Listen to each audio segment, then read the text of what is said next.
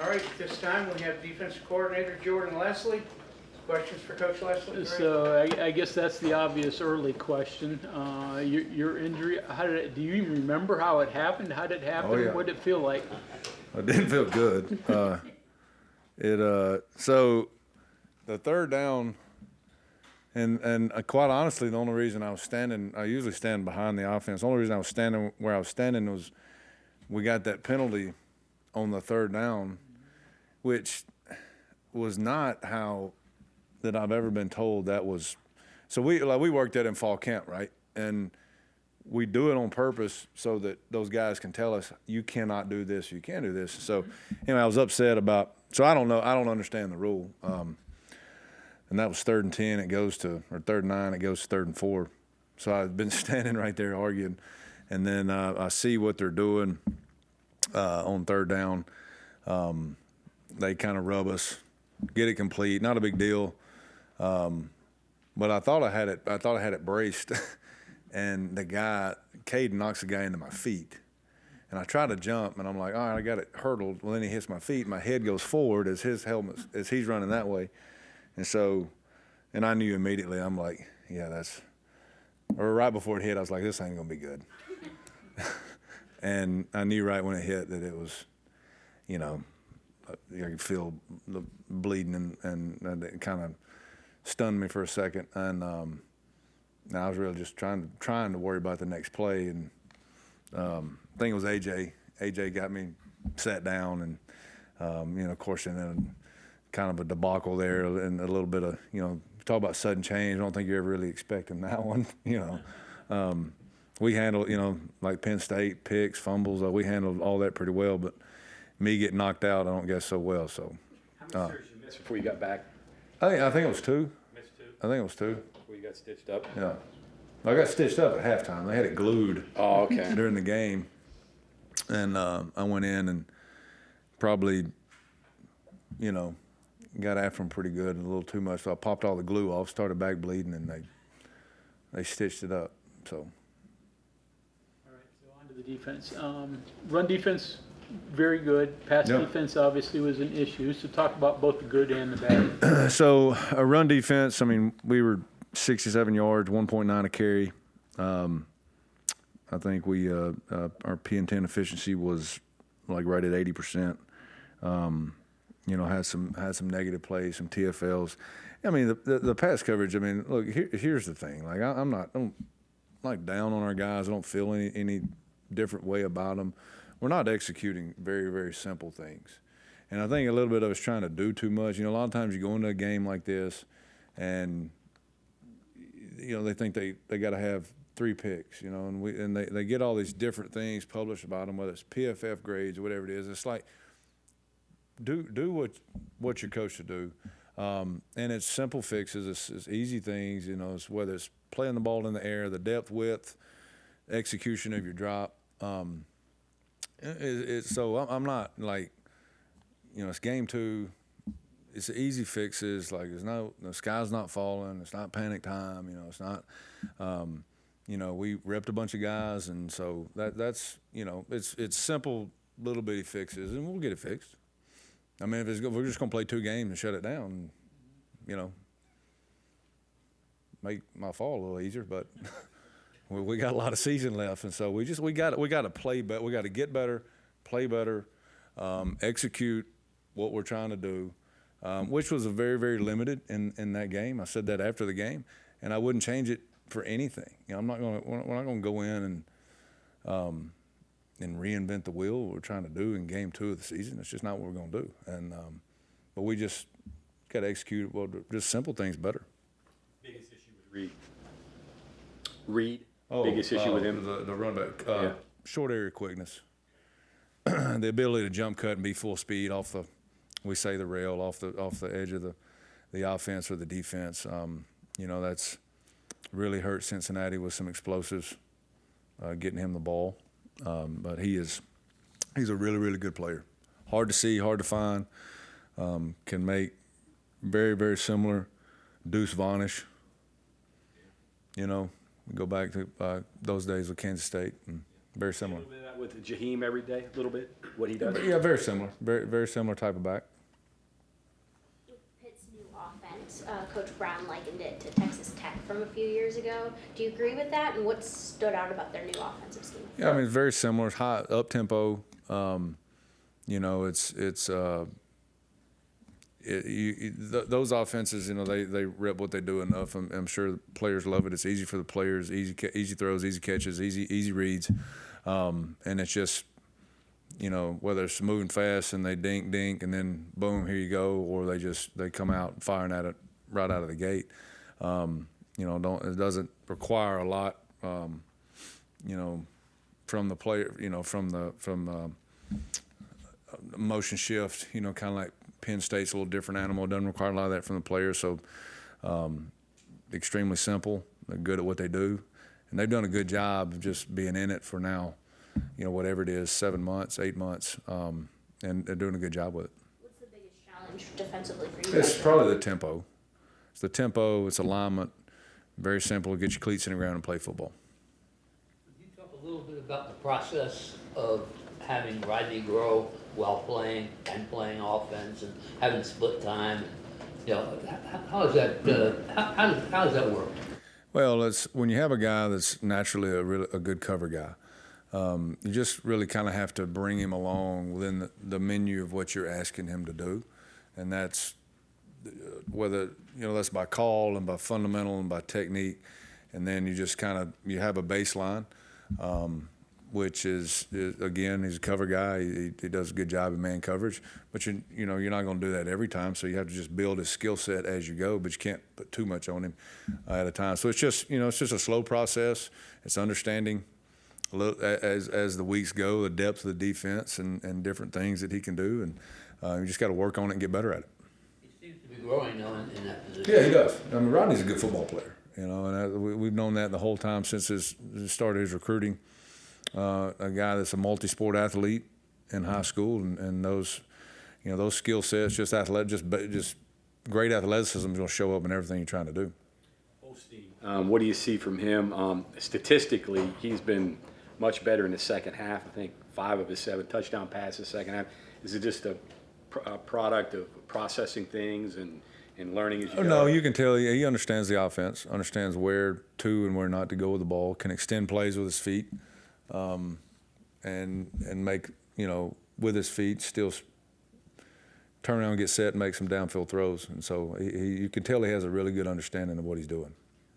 What is the loss of Eddie V going to do for you guys? What impact does that have?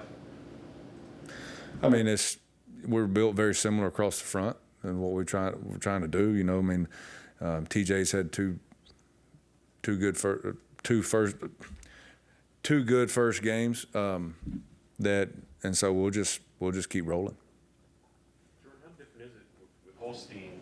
This is his 3rd game. Last year, Jerkovich played like 5 years. How different is it preparing for inexperienced quarterback? I mean,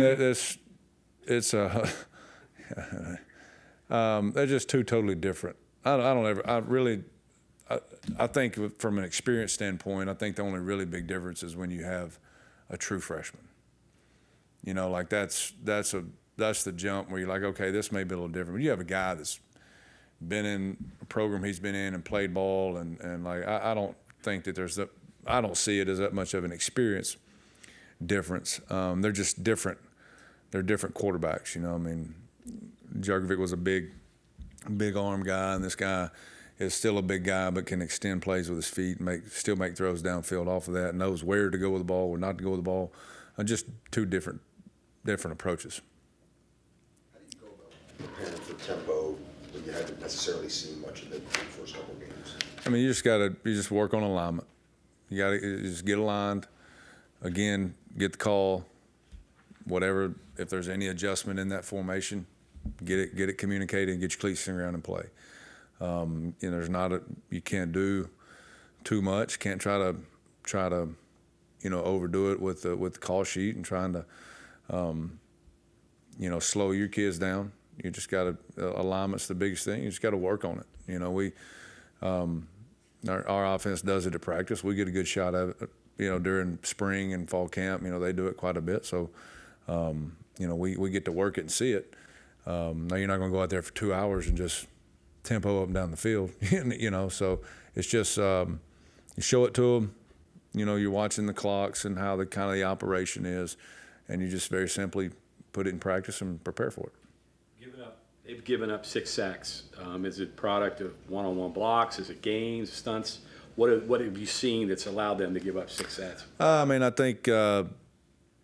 think some of it they're looking at is coverage. Cincinnati dropped a lot of people into coverage.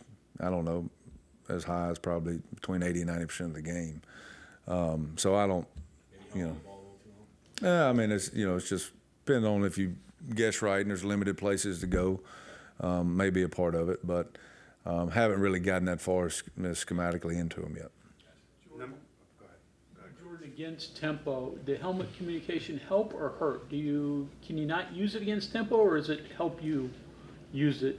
Again, I think that this experiment is a little bit of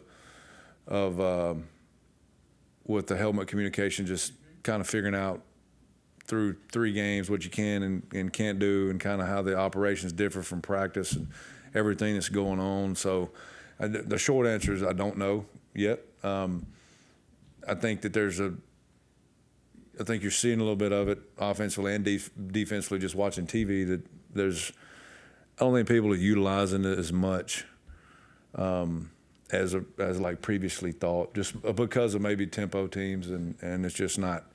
It's not a viable investment to go into. It comes from the NFL. Let's keep in mind now, both groups huddle.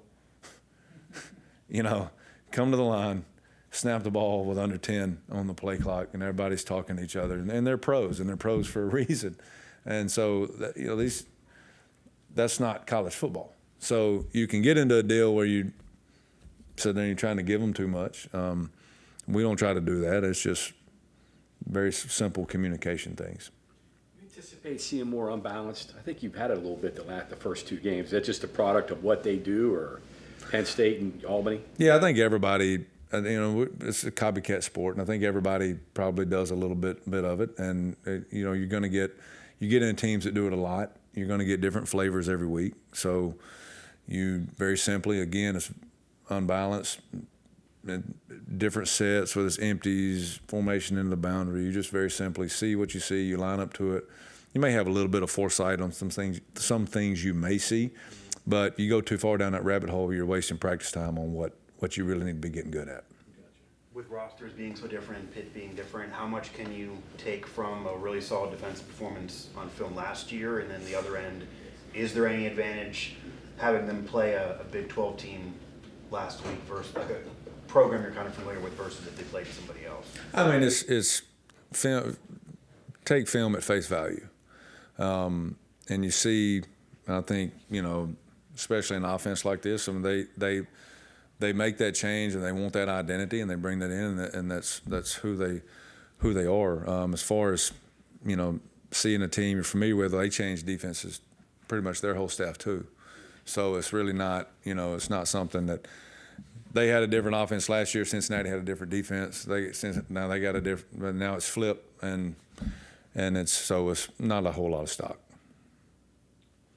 Jordan, one more thing about pass coverage. You're not to the point where you're worried about changing personnel scheme, any of that. No, I think the competitions that we talked about during fall camp are still competitions. Those especially in that corner room. With Fagan and Crandall and Spells and getting those guys, and you see them, get a couple more reps, and you never know.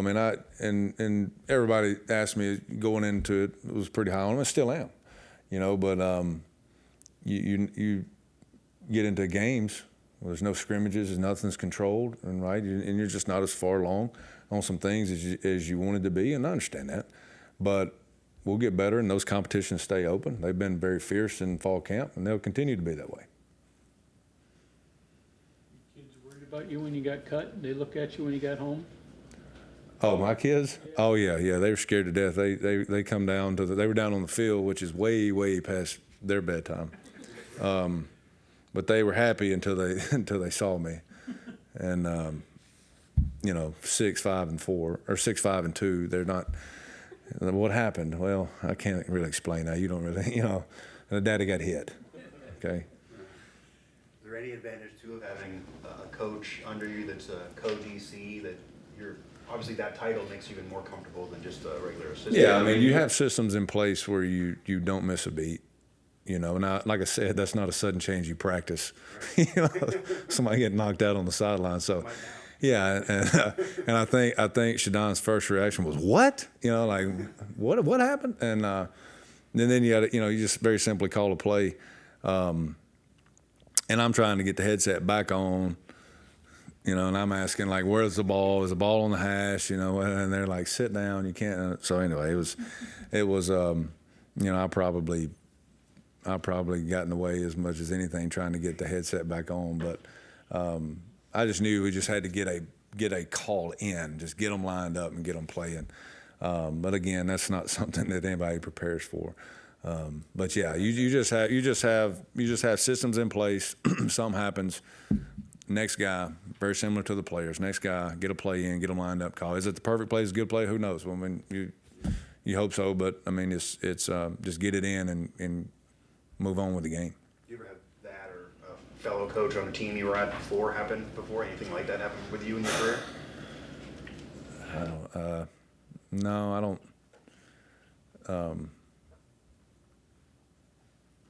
No, other than Buddy Stevens getting in a fight with an official on last chance shoot. That's I don't know. That's for the world to see out there, but that was the only thing closest to it. Consider wearing a helmet this week? Good. Consider wearing a helmet this week? Well, yeah. I mean, it's you look at it. It's I had a hat on, and again, if I'm not falling forward, I think I'm able to brace myself. But I thought the hat, the brim would protect me a little bit, but the top of those face masks, the round piece, he just caught me flush, bam, So no, I don't think I will. But if it happens again, then yes, absolutely.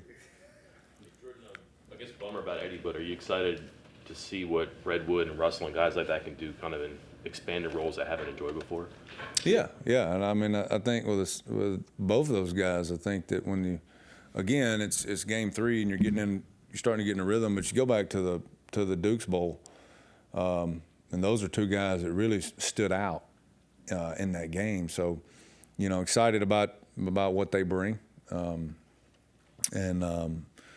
we're a little different on some things than we were in that game as new season. So they're adjusting to new roles and maybe some playing multiple positions. So I'm excited to see them.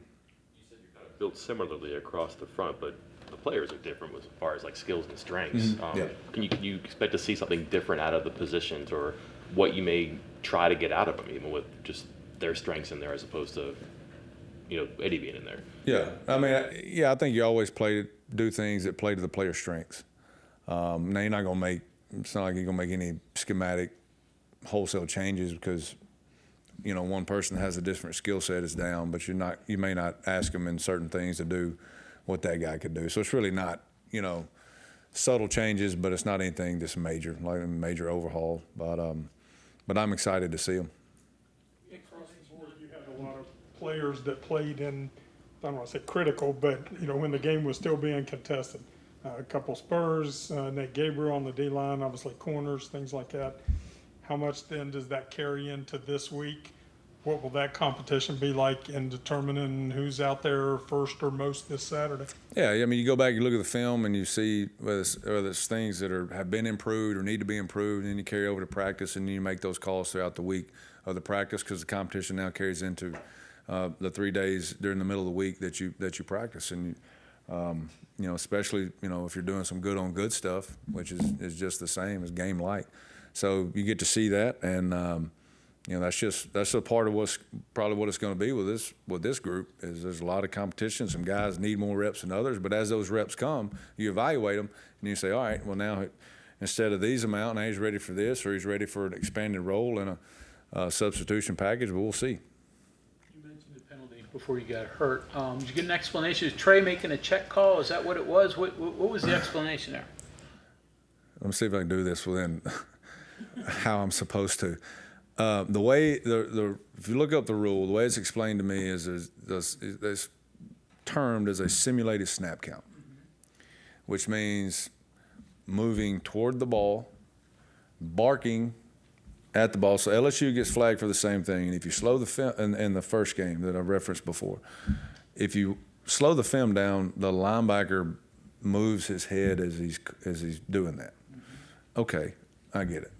There's not many snap counts anymore that are move. You know, set hut, set go, whatever. I get it. I'm not arguing that.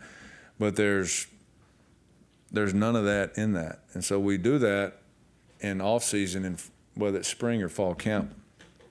We do that with officials around, and so then we get feedback on whether what we're doing is not correctly done the way it's supposed to be done, or whether it's legal, and that's what I've been led to believe that we were. Otherwise, we wouldn't do it. If I know we're knowingly breaking a rule that we're going to get penalized for, I'm not going to do it. I'm not stupid, but that was not, and the explanation was simulated snap count. So if we clearly define what that is, and if it's just simply saying the word move, then I guess we're all good. I mean, that's what we've been doing. We've been doing that as long as I've been coaching in the defense. And so I guess I was misunderstood what the exact rule was. And so we'll correct it and move on. It's not a big deal. So that's the call, obviously, to tell the defensive line to shift if they're moving. Yeah, whatever it is. Yeah, I mean, that's an example. I mean, but. Is there a safe word? Are you asking, hey, what's the safe word we can say? I mean, it's not going to be. It is, what it is. Maybe that didn't sound like complaining. Okay, thanks, Coach. Yep, thank y'all.